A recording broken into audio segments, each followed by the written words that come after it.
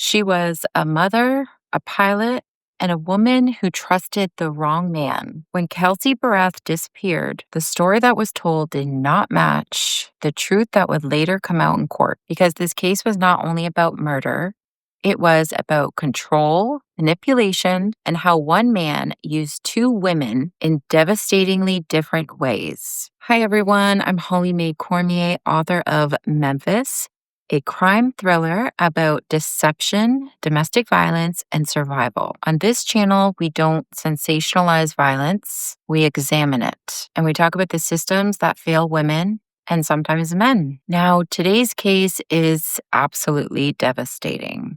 This is the murder of Kelsey Berreth. So in November of 2018, Kelsey Berreth vanished from her home in Woodland Park, Colorado. At first, it was described as a missing persons case. Then it was a custody concern. Then it became something far darker. This is the story of Kelsey Berreth and the man who orchestrated her death. But it's also a story of another woman, the girlfriend who prosecutors said psychologically coerced into helping him. Kelsey Berreth was a 29-year-old woman. She was a commercial airline pilot. This is a career that requires great discipline, precision, and emotional control. Friends described her as private, careful, and highly responsible. She didn't overshare. She didn't dramatize.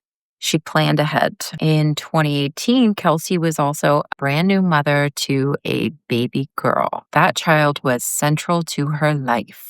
Nothing about Kelsey ever gave off the vibe or the impression that she would ever be capable of abandoning her daughter. Her main focus was her child, her career, and their future. Kelsey shared a child with Patrick Frazee. Patrick was a cattle rancher in Colorado. The relationship was not traditional, so they lived separately even after they had a child. And apparently, friends and family said that they rarely even appeared together as a couple. And those close to Kelsey said that the relationship was emotionally difficult. Text messages and testimony revealed tensions, arguments, and increasing strain, especially around control, money, and parenting. So prosecutors would later argue that Patrick wanted power without responsibility and control without accountability. Patrick Frazee presented himself as controlled and quiet. In photos, he rarely smiled. His facial expressions in all the photos that I could find of him appeared stoic,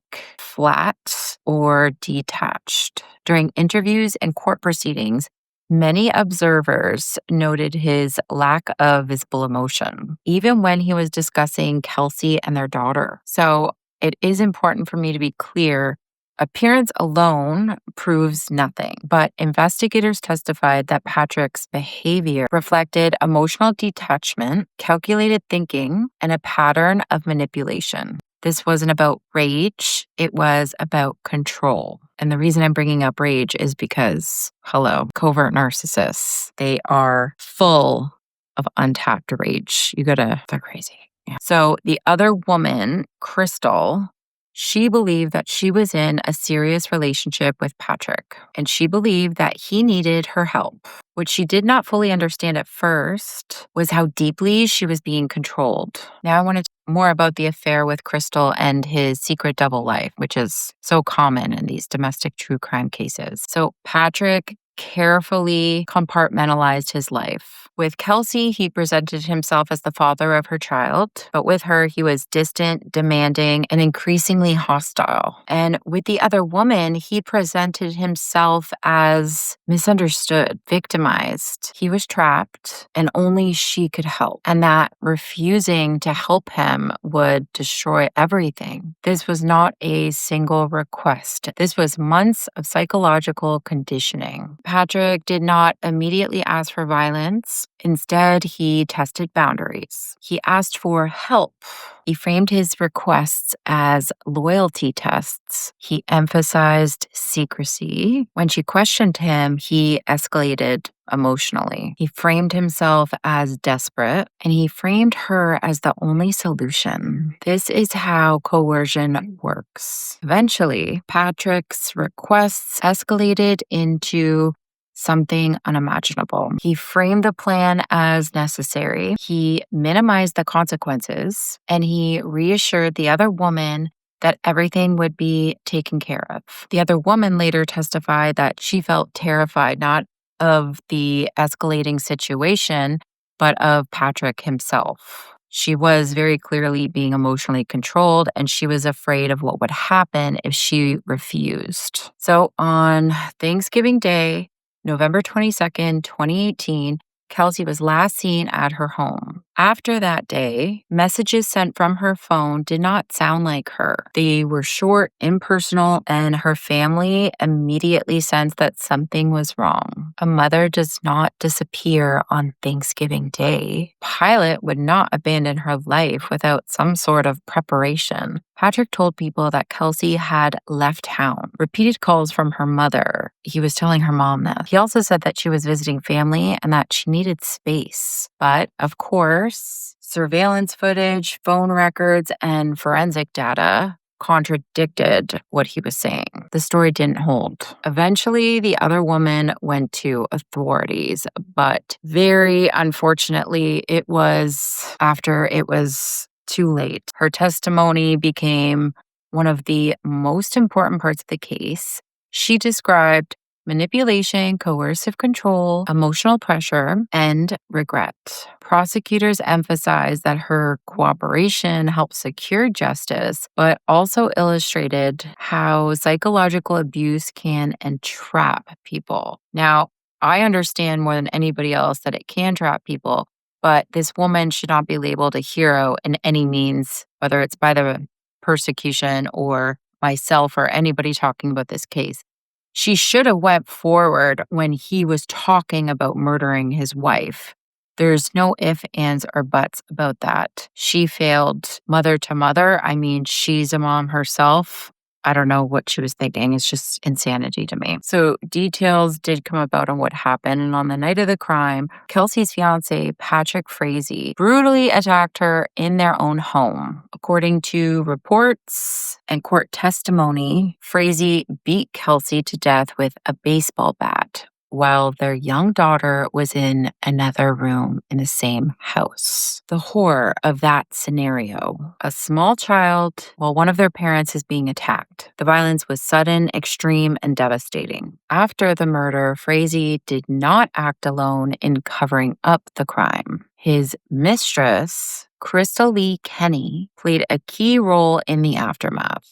So Frazee had called Crystal after he beat his fiancée to death with their young daughter in the next room and asked her to help clean up the crime scene. But her involvement didn't stop there.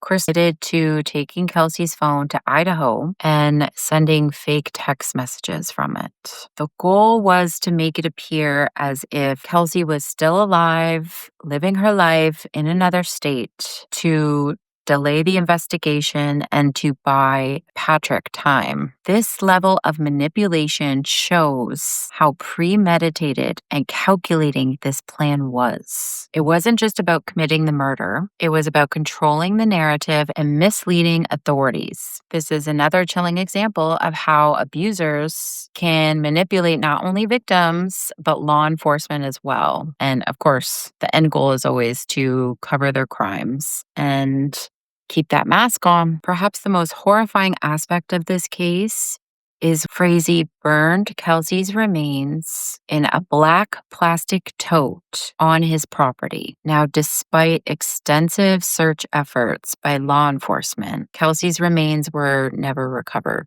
This made the case even more heartbreaking for her family. So, Patrick Frazee was convicted of first-degree murder. He was sentenced to life in prison without the possibility of parole. The court had concluded that this was not impulsive, it was not emotional, planned murder, but premeditated. Now, why this case matters. This case is important for people to examine because it shows how coercive control operates.